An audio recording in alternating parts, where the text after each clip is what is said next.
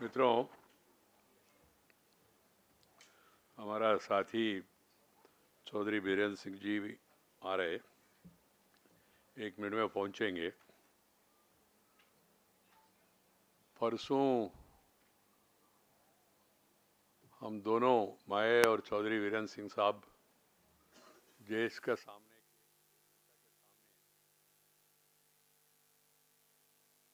Audio नहीं आ रहे ना?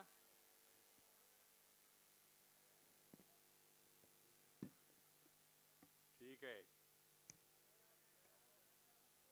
ठीक। 2 दिन के पहले हमने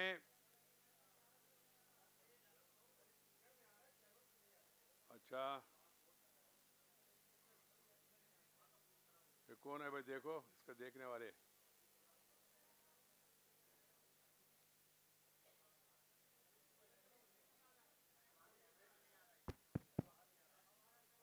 उनका कहाँ है वो लिंक कहाँ है?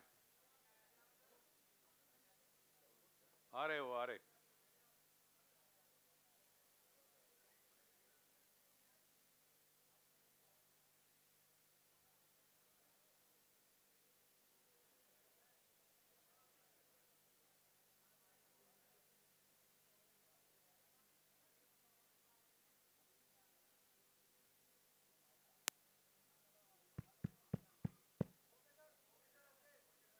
Thank you. अरे भाई, राइटिस्ट को आ रहे, लेफ्टिस्ट को नहीं आ रहे, क्या है?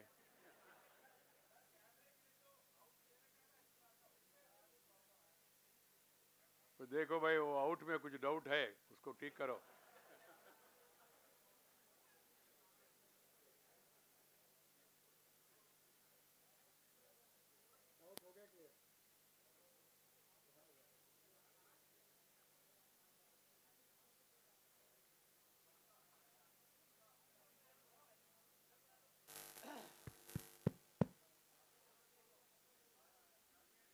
ओके,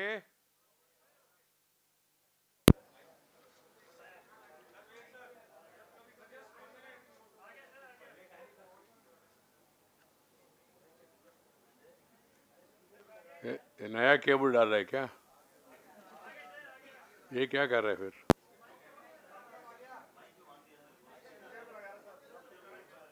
इसमें भी कुछ नया सिस्टम आना चाहिए ना, स्पीकर और ये।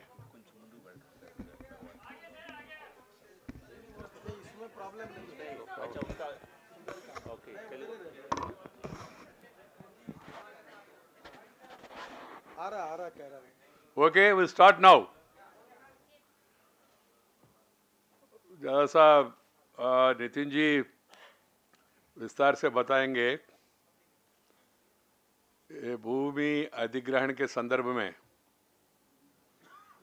कांग्रेस ने देश भर में एक झूठा प्रचार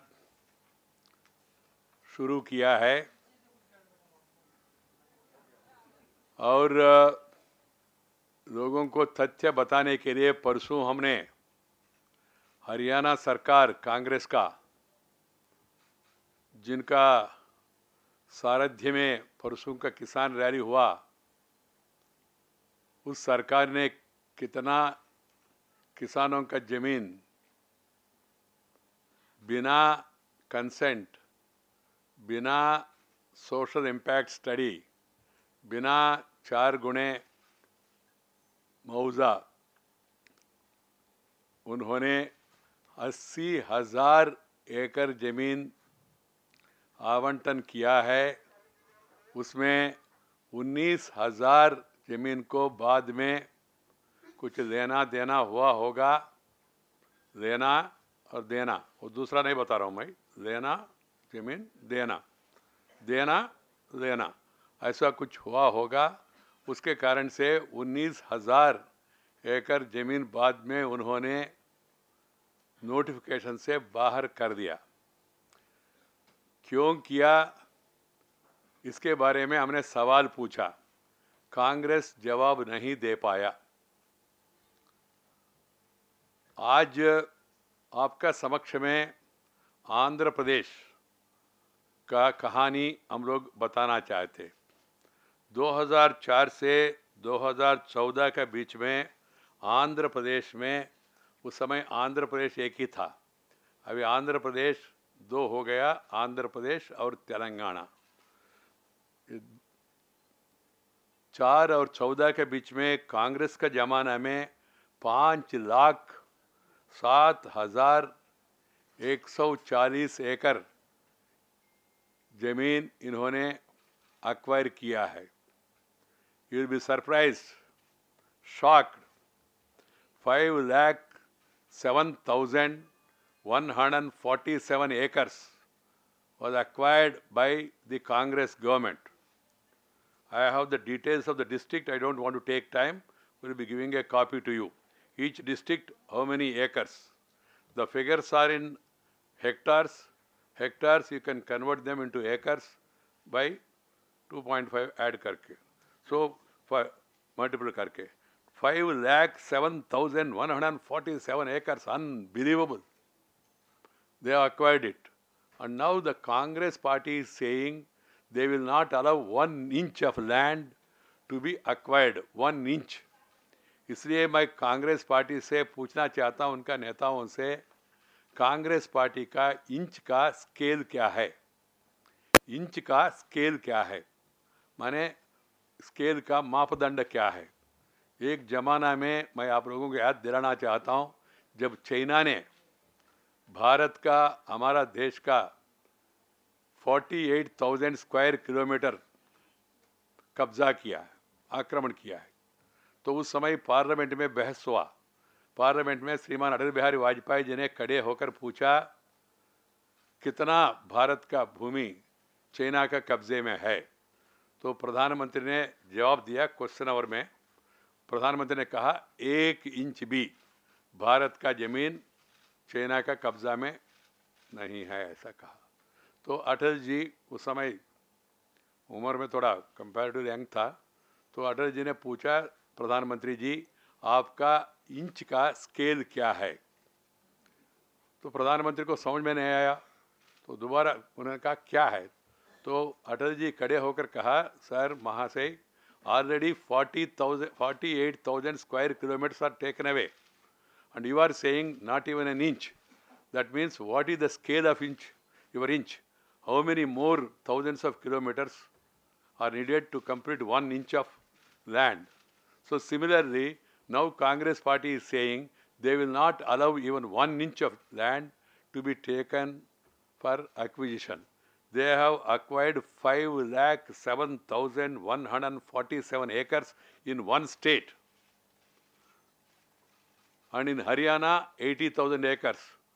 Afterwards, we will be giving a series of this thing. Then you will get Maharashtra, then you will get Rajasthan, you will get other Congress-ruled states. Congress ने भयंकर पाप किया किसानों के साथ, ये महापापी है। हिंदी में पापी है ना, पापी, महापापी है। इतना लाखों एकड़ जमीन उन्होंने किसानों से खींच लिया, उनका अनुमति कंसेंट लिया नहीं, और उनका सोशल जो आप लोग उन्होंने इम्पैक्ट स्टडी किया नहीं, और उन्होंने 4 गुना कॉम्पेंसेशन दिया नहीं, उन्होंने किसी को नौकरी दिया नहीं। Forceful acquisition. Now they are shedding crocodile tears that farmers are going to be affected. किसान, एक तथ्य भी बताया परसों कांग्रेस नेताओं ने, जमीन भूमि किसानों का माँ है, तो 5,07,000 किसानों का माँ आपने छीन लिया। इसका अर्थ क्या है? इतना है, मेरे ओर से इतना ही है, और मुख्य विषय अन्य विषयों के बारे में श्री नितिन जी, देशवासियों को तथ्य मालूम होना चाहिए। कारण क्या है, कुछ मीडिया वालों को भी ये तथ्य मालूम नहीं है, इसलिए वो सवाल नहीं पूछ रहे, उनसे जो कह रहे हैं वो उसी को छप रहे। इसलिए हमने सोचा ये भी लोगों के पास पहुंचाए तो अच्छा होगा, इसलिए फिगर्स हम लोग रिलीज़ कर रहे हैं। डिटेल्स वो नोट में आपको मिलेगा। किसानों का लाखों एकड़ ज़मीन हड़पने के बाद आज कांग्रेस घड़ियाल का आंसू बहा रहा है। कांग्रेस पहले ये तो बताए कि उनका 1 इंच का क्या अर्थ है, उसका मापदंड क्या है? नितिन जी। लैंड एक्विजिशन के मुद्दे पर कांग्रेस पार्टी की ओर से जो बातें कही जा रही है वो पूरी तरह से बेबुनियाद और झूठी है। 25 जून को 2014 ग्रामीण विकास मंत्रालय की जिम्मेदारी मेरे पास थी। तब देश भर के सभी शासित प्रदेश के मुख्यमंत्रियों को और रेवेन्यू मिनिस्टर को विज्ञान भवन में कॉन्फ्रेंस में बुलाया गया था। और उस समय विशेष रूप से इसलिए बुलाया गया था कि 2013 में जो कानून पास हुआ है उसके आधार पर कुछ सरकार ने लगातार ये मांग की थी कि इसमें कुछ परिवर्तन करना चाहिए, और इसलिए राज्य सरकार उसके बारे में क्या कहना चाहती है इसलिए उनको बुलाया गया। उसके मिनट्स उपलब्ध है। और उस समय कांग्रेस के ही मुख्यमंत्रियों ने, कांग्रेस के ही रेवेन्यू मिनिस्टर्स ने ये मांग की थी पत्र लिखकर, लिखित रूप में, कि देश के विकास के लिए लैंड एक्विजिशन कानून में कुछ सुधार होना चाहिए।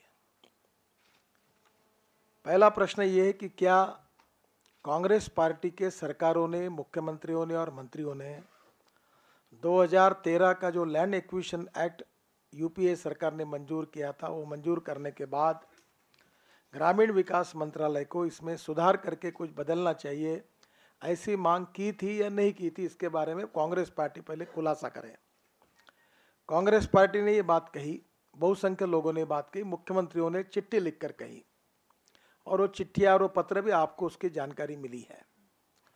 उसके बाद में लैंड एक्विजिशन कानून जो था उसमें हमारी सरकार ने किसानों के हितों को ध्यान में लेते हुए कुछ बदल किए।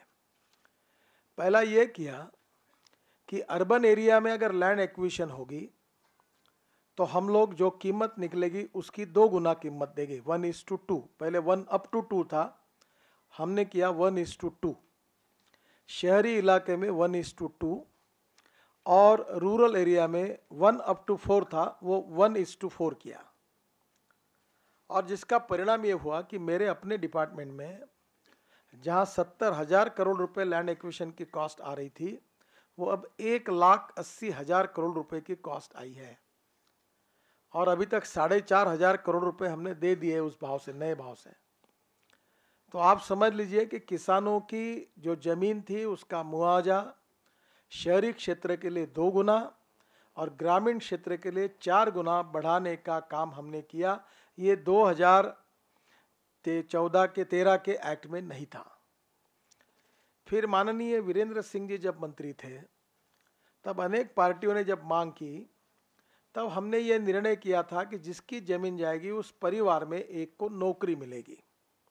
इसका भी निर्णय हमने किया था, जो 2013 में नहीं था। क्या ये 2 निर्णय किसानों के विरोध में है?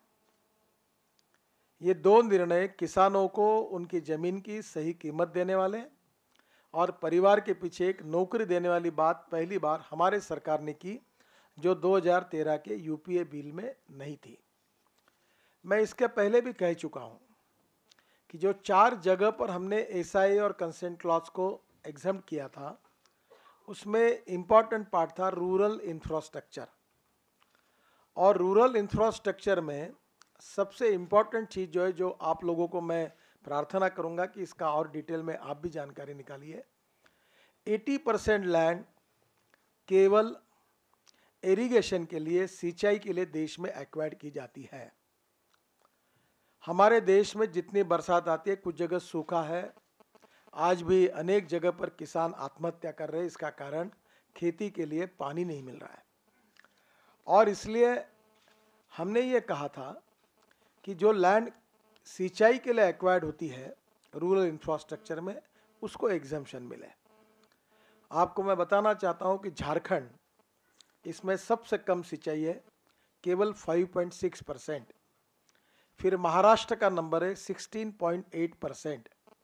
फिर मध्य प्रदेश है 32%, गुजरात 38%, उत्तर प्रदेश 48% और पंजाब हरियाणा में ये परसेंटेज 90% से ज़्यादा आया है। पर आज स्वाभाविक रूप में देश में जहाँ किसान आत्महत्या कर रहे हैं, उसका प्रमुख कारण यह है कि सिंचाई के लिए पानी उपलब्ध नहीं है। 300-400 फीट नीचे जाना पड़ता है।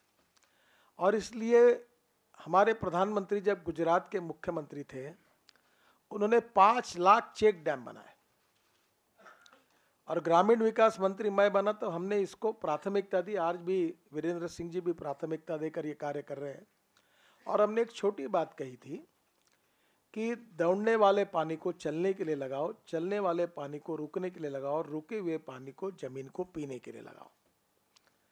हमारे देश में 70% पानी जो बरसात से 100 जितना पानी बरसात से आता है, 70% पानी समुद्र में बह जाता है। वर्ल्ड में जो रिकॉर्ड है, इस्राएल जैसे देश में केवल 6 इंच पानी आता है और एक बूंद भी समुद्र में नहीं जाता, वो पूरा पानी रोका जाता है। हमारे देश में 15 से 20% पानी तालाब या डैम में हम लोग सुरक्षित रख पाते हैं, और 15 से 20% पानी जमीन के अंदर जाता है, और 70% पानी समुद्र में चला जाता है। अगर ये 70% में से अगर 25% पानी भी हम बचा ले तो इस देश में सुजलाम सुफलाम हो जाएगा। देश में कोई किसान को आत्महत्या करने का अवसर नहीं आएगा, और उसका पर एकड़ उत्पादन 2.5 गुना बढ़ेगा। और इसलिए हमने ये कोशिश की कि जो रूरल इंफ्रास्ट्रक्चर में जो डैम तालाब बन रहे हैं उसमें हमने SIA और कंसेंट क्लॉज को एग्जेम्प्ट किया था। मैंने ये बार बार समझाया कि ये एक इरिगेशन का डैम बन रहा है, ये 2000 एकड़ में है और इसका पानी जाता है 3 लाख एकड़ को। तो ये 2000 एकड़ जिनकी जमीन ले रहे हम लोग, उनको तो पानी नहीं मिलता। तो वहाँ अगर हमने कंसेंट क्लॉज लिया तो 80% क्या 1% भी लोग अपनी जमीन क्यों देंगे, क्योंकि जमीन के बदले में उनको तो पानी मिलने वाला नहीं है, तो कोई देगा ही नहीं। तो एक भी डैम नहीं बनेगा, एक भी तालाब नहीं बनेगा, तो पानी रुकेगा कैसे, किसान के खेत को मिलेगा कैसे, गांव समृद्ध होंगे कैसे। और इसलिए हमने कहा कि तालाब डैम के लिए हम लोग केवल इसमें एग्जाम करेंगे। रूरल इलेक्ट्रिफिकेशन, जो ट्रांसफार्मर बिठाना गांव में, उसके लिए, गांव के रोड के लिए, और सरकारी स्कूल और अस्पताल के लिए, रूरल इंफ्रास्ट्रक्चर के लिए, डिफेंस के यूज के लिए जो एयरपोर्ट बनाना है कहीं श्रीनगर में, जम्मू में, तो क्या कंसेंट क्लॉज पे बनेगा? क्या देश की सुरक्षा के साथ ऐसे खिलवाड़ हो सकती है?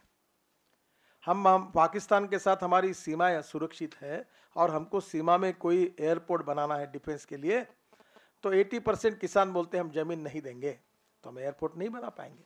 तो क्या हम देश की रक्षा कर सकेंगे?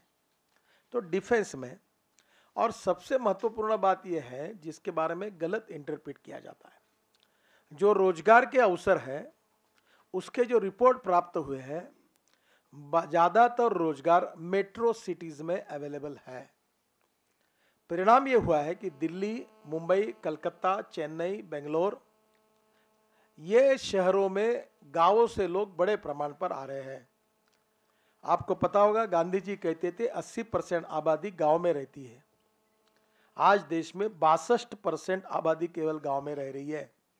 ये 28% लोग गांव से कहाँ आए? ये दिल्ली, मुंबई के, कलकत्ता के, चेन्नई के, बेंगलोर के झुकी झोपड़ी में रहकर आई, रोजगार के लिए आए। और इसलिए प्रश्न ये निर्माण हुआ कि क्या देश के ग्रामीण किसानों के, गांव गरीब मजदूर किसान के बेटों को रोजगार हासिल करने का अधिकार नहीं है? क्या उद्योग केवल शहरों में खड़े होंगे?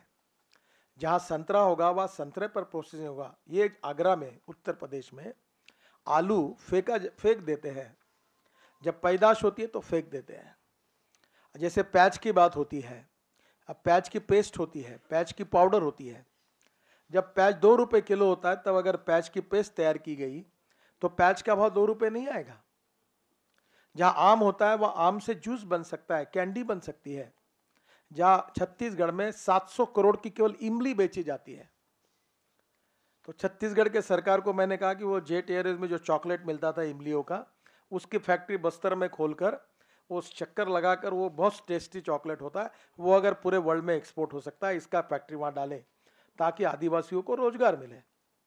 तो इसलिए ये जो इंडस्ट्रियल कॉरिडोर की बात थी, ये गांव के किसान के, मजदूर के बेटे को नौकरी देने की बात थी।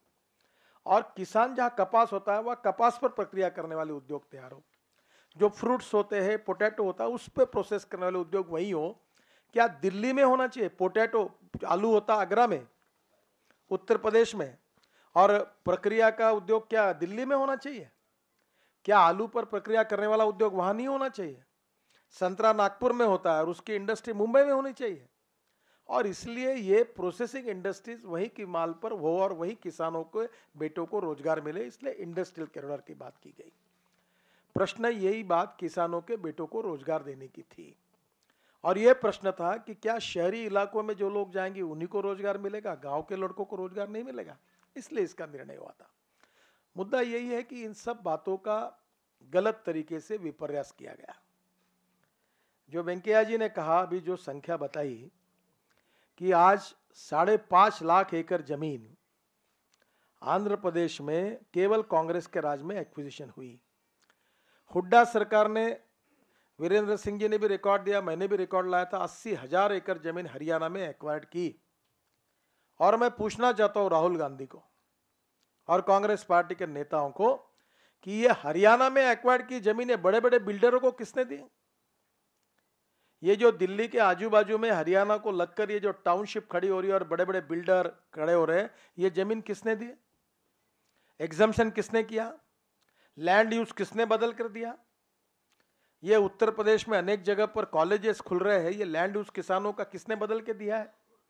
और इसलिए पूरी तरह से झूठ बोलना और जो सच्चाई है उसको छुपाकर गलत बातें कहना, ये लगातार हो रहा है। जैसे एक बात जरूर है कि मथुरा में चिंतन शिविर नहीं था, वो चिंता शिविर था। चिंता ये थी कि जो कुर्सी खिसक गई है उसके कारण जो अस्वस्थता है, उस अस्वस्थता में बेबुनियाद और झूठे आरोप करने की कोशिश की जा रही है। पहली बार इस देश में स्किल डेवलपमेंट के द्वारा किसानों के बेटों को प्रशिक्षण देने की योजना करके 2020 में वर्ल्ड बैंक का रिपोर्ट है कि 6 करोड़ स्किल डेवलपमेंट के युवाओं को दुनिया में आवश्यकता है। हॉस्पिटलिटी होगी, मेडिकल कोर्सेस होंगे, कई और कसब दिखाने के स्किल डेवलपमेंट के अनेक प्रकार हैं। और पहली बार हमारी सरकार ने ये 6 करोड़ जॉब, जैसे सॉफ्टवेयर इंजीनियर्स को जॉब मिले, ऐसे जॉब विशेष रूप से जो गांव में रहने वाले किसान के गरीब लड़के, उनको स्किल डेवलपमेंट का फायदा मिलकर उनको रोजगार मिलना चाहिए, इसके लिए स्किल डेवलपमेंट का कार्यक्रम लाया। मेक इन इंडिया और मेड इन इंडिया ये रोजगार देने का कार्यक्रम है। इसको आप कहते टेक इन इंडिया है। मजाक करते किसानों से और ये कहते कि प्रधानमंत्री को किसान गाली देते। अरे गाली तो कांग्रेस को देते हैं। 68 साल स्वाधीनता को मिली है। पंडित नेहरू से लेकर राजीव गांधी से लेकर इंदिरा गांधी से लेकर राहुल गांधी तक गरीबी हटाओ का नारा देकर किसानों की भलाई को बात करते हुए इन्होंने देश की जनता को मूर्ख बनाने का काम किया, जनता को लूटा, गांव गरीब मजदूर किसानों की हालत खराब की, किसानों के आत्महत्या के लिए ये जिम्मेदार है। Wrong economic policies, bad and corrupt governance and visionless leadership, ये कांग्रेस की नीति रही। पूरे देश को बर्बाद किया। जहाज हमारे यहाँ इरिगेशन नहीं है क्योंकि आपने प्राथमिकता नहीं दी। पहली बार हमारी सरकार आने के बाद प्रधानमंत्री सिंचाई योजना के द्वारा किसान के खेत को पानी देने वाली योजना हमारे सरकार ने तैयार की, क्योंकि ये इरिगेशन का सब्जेक्ट स्टेट सब्जेक्ट है। पर पहली बार हमने कहा कि नहीं, हम करेंगे। प्रधानमंत्री ग्राम सड़क योजना, आज तक इनके पंडित नेहरू से लेकर अभी तक के समय में कभी गांव को जोड़ने की बात नहीं हुई। उस समय मैं महाराष्ट्र में मंत्री था, अटल बिहारी वाजपेयी जी की सरकार आई, उन्होंने मुझे बुलाया और 6.5 लाख गांवों को जोड़ने का निर्णय किया। 60,000 करोड़ की योजना उस समय तैयार हुई। वो योजना बनाने का सौभाग्य मुझे मिला और हिंदुस्तान के 6.5 लाख गांवों में से 1,70,000 गांवों को जोड़ने का काम अटल बिहारी वाजपेयी जी ने किया, भारतीय जनता पार्टी और एनडीए की सरकार ने किया। हमने गांव गरीब मजदूर किसान के लिए नीति अपनाई, जो कांग्रेस ने 68 साल में से 60 साल में नहीं किया। और आज ये बात किसानों के विरोध में कांग्रेस पार्टी एक प्रकार से गतिरोध पैदा करना चाहती है, बेबुनियाद झूठे आरोप करना चाहती है। सत्ता हाथ से निकल जाने के बाद फ्रस्ट्रेट और निराशा के कारण लगातार एक के पीछे एक झूठे आरोप करना, गरीब मजदूर किसान को गुमराह करना, गरीब को और गरीब बनाना और किसानों को आत्महत्या करने की स्थिति और अपने नीतियों से जिनने पैदा की, वो आज खुद किसानों के विरोधी रहे, जिनने किसानों को, गांवों को हिंदुस्तान के कृषि क्षेत्र को बर्बाद किया। यूरिया के भाव केवल इनके 4 साल में जो 347 रुपए का यूरिया मिलता था वो 1350 पे पहुंचा है। 30 फैक्ट्री है केमिकल फर्टिलाइजर की। नाफ्ता से यूरिया बनना महंगा पड़ता था, ये कर रहे थे, और इन्होंने इस प्रकार की स्थिति पैदा की कि गेहूं और चावल के भाव 2 और 3 रुपए भाव से बढ़े और 347 रुपए की यूरिया की कीमत 1350 रुपए पे गई।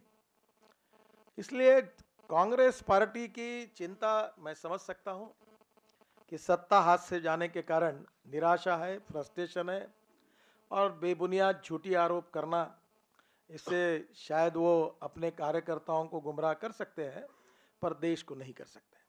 और इसलिए आज अनेक राज्यों में जो वेंकैया जी ने सवाल पूछा है, जब आपको कोल माइंस आपने बेची और दी लोगों को, जिसके कारण लाखों करोड़ का भ्रष्टाचार हुआ, तब एसआई क्लॉज क्यों नहीं लगा? तब क्यों नहीं कंसेंट क्लॉज लगा? तब सोशो इकोनॉमिक इम्पैक्ट असेसमेंट वाले कहाँ गए थे? क्यों नहीं आया? जब आपने हरियाणा में 80,000 एकड़ जमीन एक्वायर्ड की, बड़े बड़े बिल्डरों को बेच दी, उसमें कांग्रेस पार्टी के नेताओं के कैसे हित संबंध रहे इसकी चर्चा आपने की है, तब आपको एसआई नहीं याद आया? तब आपको कंसेंट क्लॉज याद नहीं आया?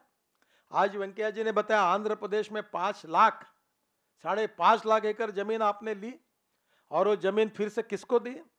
बड़े बड़े उद्योगपतियों को दी, और तब आपको ऐसा एक कंसेंट क्लॉज नहीं आया? तब 1 इंच की याद नहीं आई इनको?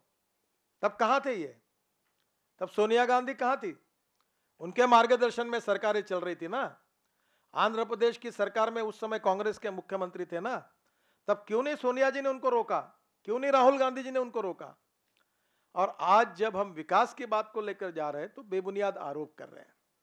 और इसलिए मैं विश्वास के साथ ये बताना चाहता हूं कि भारतीय जनता पार्टी की सरकार, एनडीए की सरकार, नरेंद्र मोदी जी के नेतृत्व में गांव, गरीब, मजदूर, किसान का कल्याण करने वाली सरकार है, और एग्रीकल्चर ग्रोथ रेट कैसे बढ़ाना ये हमारी सबसे प्राथमिकता है। और हमें ये कह सकते हैं, नरेंद्र मोदी जी के नेतृत्व में कृषि विकास का दर 14% गुजरात में, और शिवराज सिंह चौहान मध्य प्रदेश में कृषि विकास का दर 28%, और महाराष्ट्र में कांग्रेस, राष्ट्रवादी कांग्रेस की सरकार, कृषि विकास का दर माइनस। अब मुझे बताइए कि ये इनके रिकॉर्ड रहे कि पूरे कांग्रेस कार्यकाल में, शासन में कृषि विकास का दर माइनस हो गया, वो किसानों के मसीहा बनकर बात कर रहे हैं। और जिन्होंने राज्यों में रहते हुए भी प्रतिकूल परिस्थिति में अपने राज्य का कृषि विकास का दर 14% किया, जिस भारतीय जनता पार्टी के मध्य प्रदेश के सरकार ने 28% किया, और जिसको राष्ट्रपति ने और कृषि मंत्री उस समय के शरद पवार जी ने शिवराज सिंह चौहान को प्रथम पुरस्कार देके गौरव किया, ये हमारा कृषि विकास का रिकॉर्ड है। और हमारे पार्टी को कहते हैं कि हम किसानों को विरोध में है, किसान को बर्बाद कर रहे हैं। पूरी तरह से बेबुनियाद, झूठी, बचकाना बातें करके कांग्रेस के नेता देश को गुमराह कर रहे हैं। और इसके बारे में जो सच्चाई है, जो सत्य है, वो किसानों के सामने, ग्रामीण और कृषि जनता के सामने आए। इसलिए इन बातों का फिर से एक बार जिक्र करके आपके सामने रखा हुआ है। मैं देश की गांव, गरीब, मजदूर, किसान को और जनता को आह्वान करता हूं कि कांग्रेस की इस झूठी बातों का जवाब उनको पूछना चाहिए। और इसलिए 100 चूहे खा के बिजली हज गई, ऐसी ये बात है।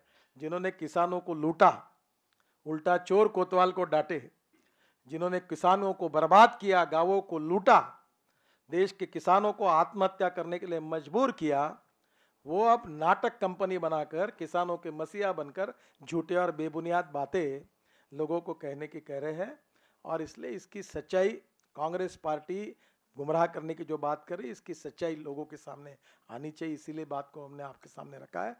और मैं कांग्रेस के नेताओं को कहता हूं कि आपका 60 साल का पाप है कि आपने इस देश को बर्बाद किया। We are a rich nation with a poor population. ये पाप केवल कांग्रेस का है। 68 साल में से 60 साल इन्होंने काम राज किया। यूरिया की कीमतें 4 गुना बढ़ाई, किसानों के सफलों कोई मालों पर प्रक्रिया करने के उद्योग नहीं लाए, और एक तरफ किसानों आत्महत्या करने के लिए इन्हीं के कार्यकाल में शुरुआत हुई, पूरी रूरल और एग्रीकल्चर इकोनॉमी को बर्बाद किया। हम इसको सुधारना चाहते हैं और इस नई नीतियाँ बनाकर गांव, गरीब, मजदूर, किसान और ग्रामीण क्षेत्र में रोजगार निर्माण करके हम निश्चित रूप से सिंचाई की जो योजना है उसके आधार पर सिंचाई के क्षेत्र को बढ़ाकर गांवों का विकास करना चाहते हैं। यही बात जो आपके सामने है हमारी सरकार की भूमिका की मैंने रखी हुई है। Friends, a straight question to the Congress party. Why no consent? Why no social impact study? Why no four-time compensation? Why 1894 British law was used, taking away the provision for judicial appeal also during your regime? Now, how dare you criticize others? So, इसलिए first of all explain 80,000 acres of Haryana, today 3,77,691 acres of land in the newly created Andhra Pradesh and 1,29,456 acres of land in Telangana. These are the figures. Let there be a debate on these figures. Let there be debate on what we have done and what you have done. 80,000 in Haryana and 5,07,000 in combined Andhra Pradesh. If you have really guts, if you have facts, let there be debate. Spit and run नहीं चलेगा, थूकना और भागना इससे काम होगा नहीं। इसलिए मित्रों, जो भी पॉलिटिकल आलोचना करे, मगर साथ ही साथ तथ्यों के साथ बहस होना चाहिए। तथ्य क्या है? Is it not a fact that you have acquired 5,07,000 acres plus in Andhra Pradesh? For whom? For SCZ, for industries, for big business people, not for ordinary people. आपने कहा जमीन माँ है, फिर आपने किसानों का 5,07,000 किसानों का माँ उनसे छीन लिया। आपने भयंकर पाप किया है। इसका समाधान क्या है? ये बहस हो जाए। भाई कितना बार फोटो कीजिएगा? मेरा फेस क्या दिखाना है? दिखाना है लोगों को तथ्य, फैक्ट्स। तो that's why we want the nation to debate this. We want the media to debate this. इसलिए वो उदाहरण लिया, वो टैगलाइन है आने वाले दिनों के लिए। ये बिल्ली सौ छुए काके हज यात्रा में चले, ये केवल कहावत नहीं है, ये टैगलाइन होगा। बिल्ली 5,07,000 जमीन खाके फिर यात्रा में निकले, रामलीला मैदान में आके आरोप करना शुरू किया और 80,000 एकड़ वहां खाके फिर यात्रा। महाराष्ट्र में कितना खाया, पाया, खोया वो भी मालूम हो जाएगा 1-2 दिन में, उसके बाद दूसरी स्टेट्स का भी। इसलिए हमने सोचा let there be, my final appeal to Congress and other parties is please stop this spit and run tactics. Sit, introspect, and then you will understand you have been reduced considerably. वो कल प्रधानमंत्री का popularity के बारे में भी चिंता कर रहे थे। PM is harming himself. So बहुत वो श्रेयोभिलाषी है प्रधानमंत्री का। हम लोग सोचते he is our well wisher. Long live the well wisher, continue like this so that the dwindling can go on further. From 440 it has come down to 44. They should introspect why it has happened, why they are losing state after state, state after state, city after city, why they are losing. They should introspect and then come with criticism one can understand.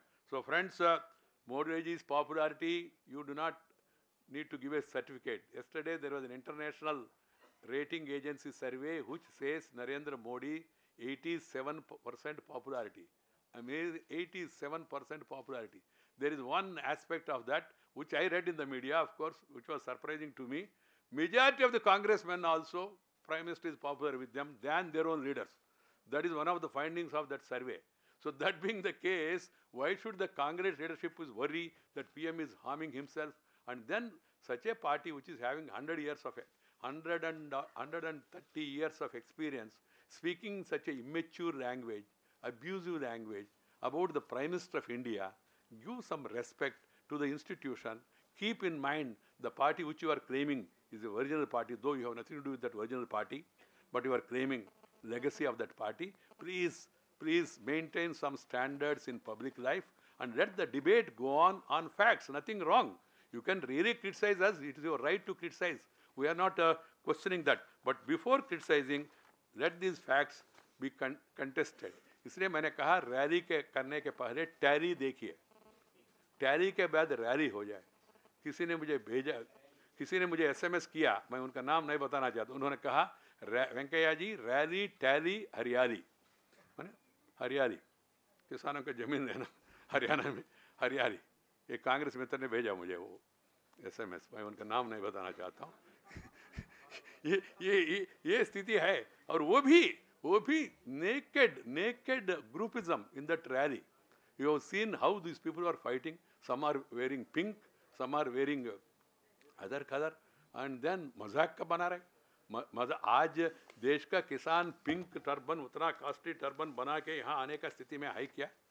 आपके हिसाब से आप ही बढ़ रहे, किसानों का हालत अच्छा नहीं है वगैरह. So whatever is happening now, because of the, as suggested by Nitin ji, because of the wrong policies of the government. Our government is doing its best to set right the matter.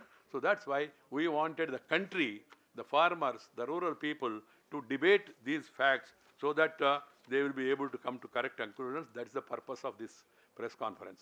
एक छोटी सी बात छूट गई थी. Planning commission, जिसको आज नीति आयोग कहते हैं, देश के इतिहास में आज तक कोई मुख्यमंत्रियों ने प्लानिंग कमीशन के मीटिंग पर बहिष्कार डालने वाली बात कभी नहीं हुई.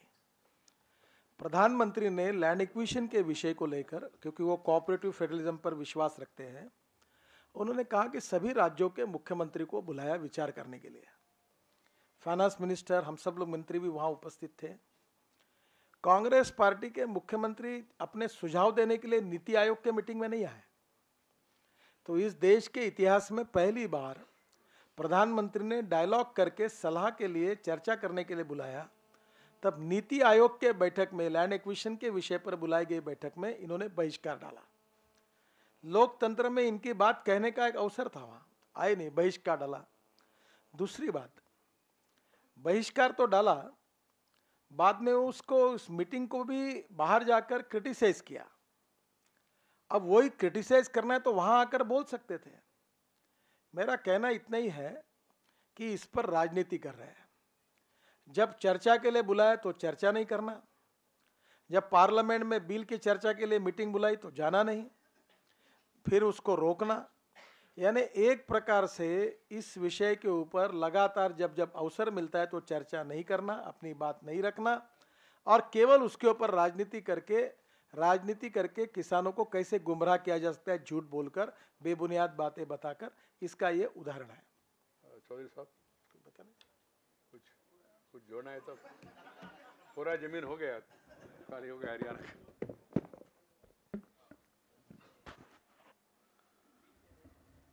हाँ, पिंक और रेड में क्या फर्क है हमको समझ में नहीं आ रहा है, थोड़ा बताइए लोगों. ये CLU का चक्कर है और कुछ नहीं. कि कभी मौका मिल जाए तो पिंक ही CLU देता रहे या रेड का भी नंबर आएगा. CLU माने क्या है, इनको मालूम होना चाहिए. Change of land use. So जिनको लैंड यूज चेंज मिला वो पिंक का, जिनको नहीं मिला बेचारा वो रेड.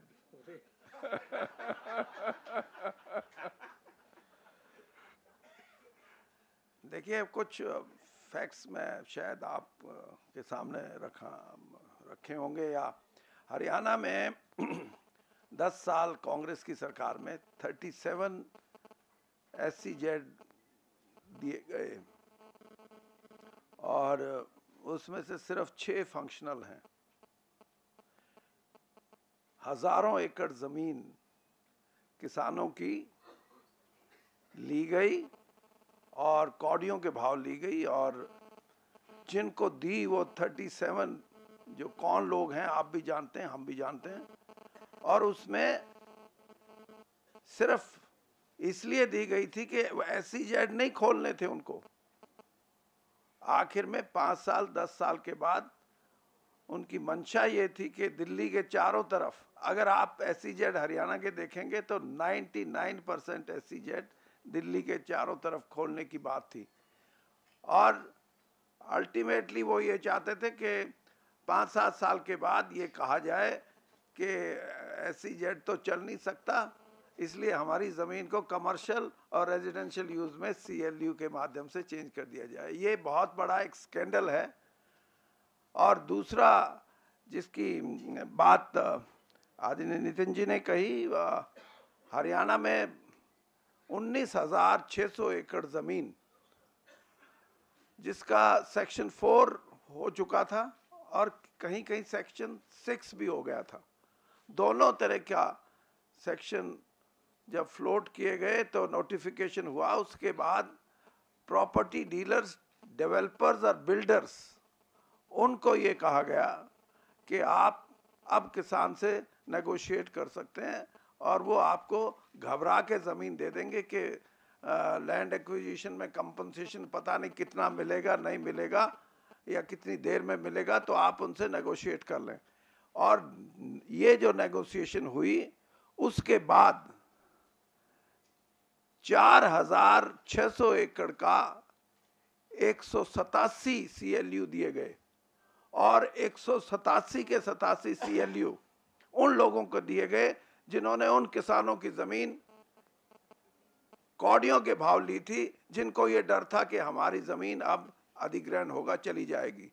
इससे बड़ा स्कैंडल हरियाणा में हो नहीं सकता कोई।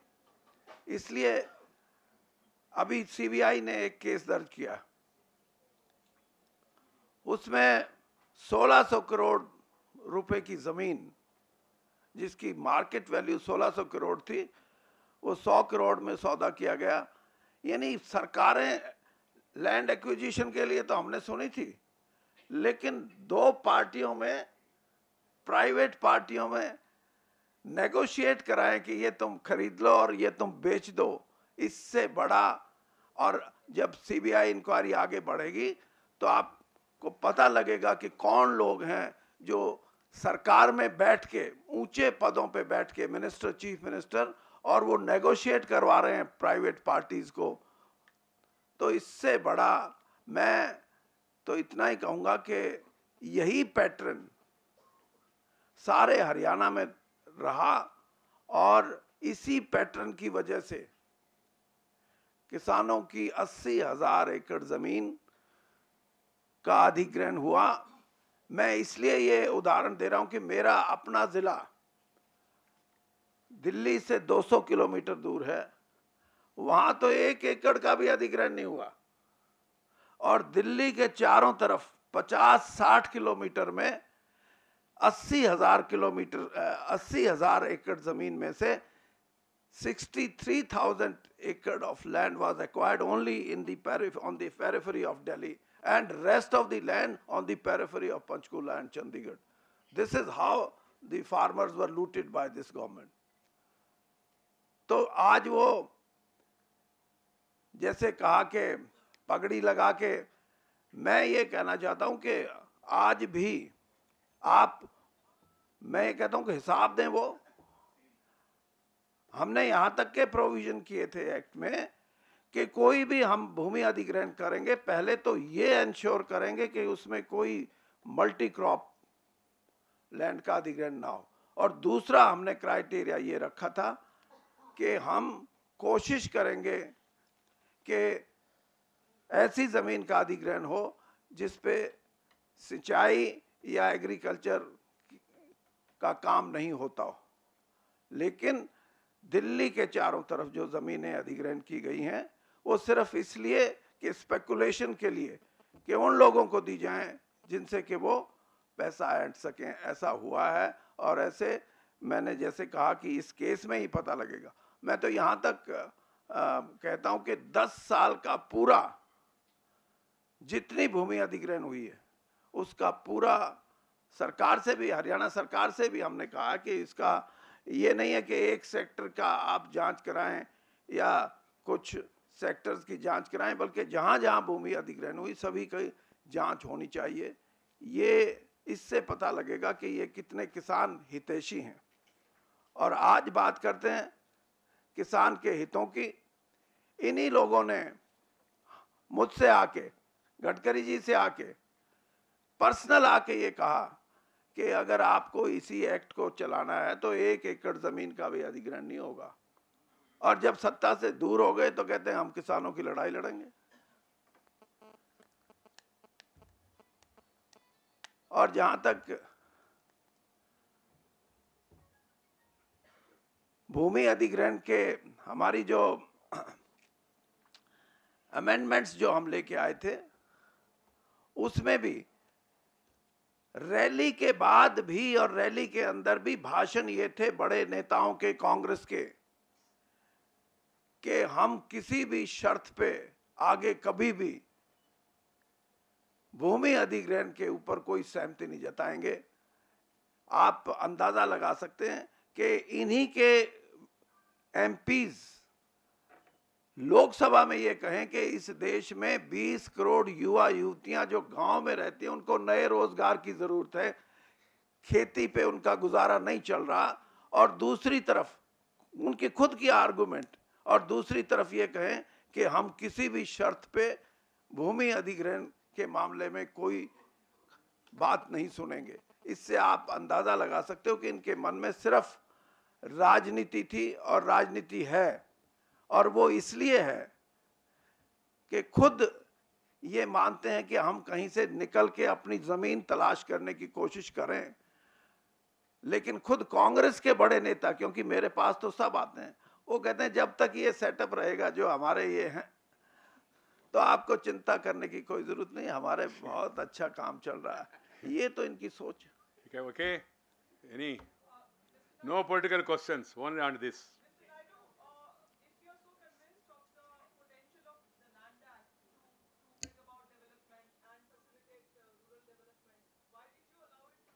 The point is very simple. Yeah, ma'am. I got the question. It's simple. One is the Niti Aayog meeting, Chief Minister have requested the Prime Minister, when there is no consensus, when the bill is being blocked in Rajya Sabha, why don't you allow the states to make legislation of their own choice? That is under consideration of the Prime Minister. Second, we are in a parliamentary democracy. We respect Parliament. The Lok Sabha with the 3/4 majority has passed a land acquisition bill. But Rajya Sabha, we don't have the numbers. So the Congress party and its friends told us, you please refer it to joint committee, we'll pass it there, then we'll bring it back and you can pass it immediately. But they have not kept their promise. Having agreed for a joint committee, when the joint committee is examining, you cannot take unilateral decision. Keeping that parliamentary spirit in mind, the government have decided to allow the ordinance to lapse, but at the same time, the government was sensitive to the problems of the farmers because Section 13 acts, which were not covered by 2013 Act, I don't know why, that also Central Electricity Act, Highway Act, all these acts were not covered. That means farmers will not get 4-time compensation. Keeping the interest of the farmers in mind, we have issued a notification to take care of the farmers of those 13 acts also, 113 under 105 of the government rules. So that's why we have done it. Let us wait what the joint committee is going to say.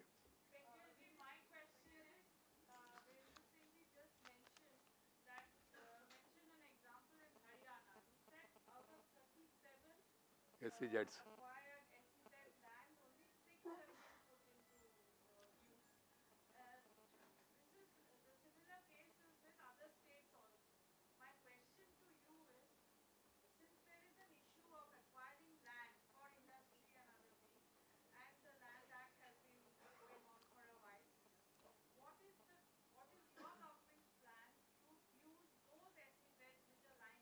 So these SEZs are now under the state governments. Andhra Pradesh, you may be shocked about the figure of 5,07,000. Out of that also many of them are SEZs. Some are functional, some are not functional. It is for the state governments to take a call. As far as Haryana is concerned, just now Chaudhary Biren Singh ji said that the Haryana government have set up a CBI inquiry on certain areas. He was suggesting why not a full inquiry about the entire land acquisition. Let the state government take a call.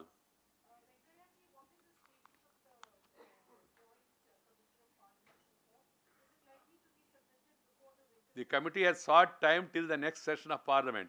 The Parliament has granted it. We hope that they will be able to complete their job.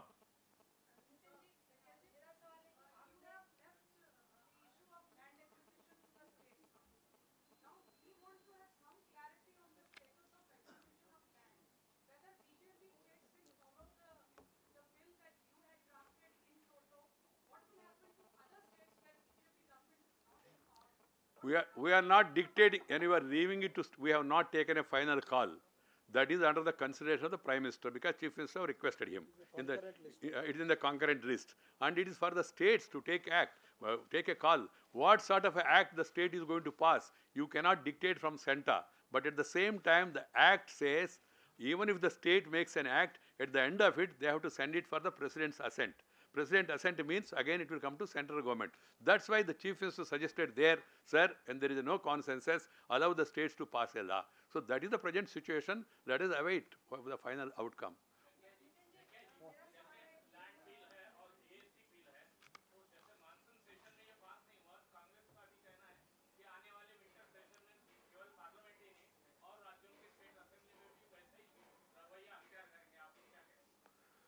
I only feel sorry because they are feeling that they are hurting Narendra Modi. They are not hurting Narendra Modi. Modi has come on to stay. He has a mandate.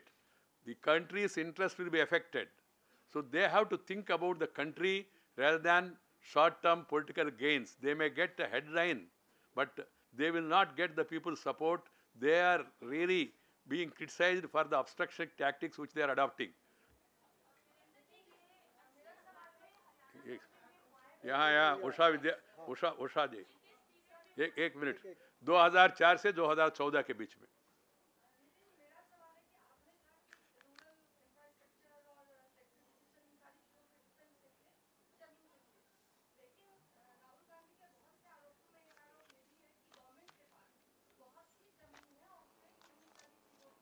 पर क्यों acquire किया इन्होंने? फिर 5 लाख एकड़ क्यों acquire किया? Simple. आखिर गांव में रोड बनेगा तो उसी गांव में बनेगा ना, तो उस गांव में रोड नहीं तो कोई जंगल में रोड बना के तो काम नहीं जमेगा जहाँ खाली है। अगर ट्रांसफार्मर बैठेगा तो उसी गांव में बैठेगा ना। अगर गांव में पानी चाहिए पीने का और किसान के लिए तो वहीं बनेगा ना जहाँ गांव में पानी जा सकता है। कोई खाली जगह इसलिए बना दो पानी, तो वो पानी कहाँ से जाएगा? तो इसलिए गाँव के विकास के लिए वो बातें की गई है। ओके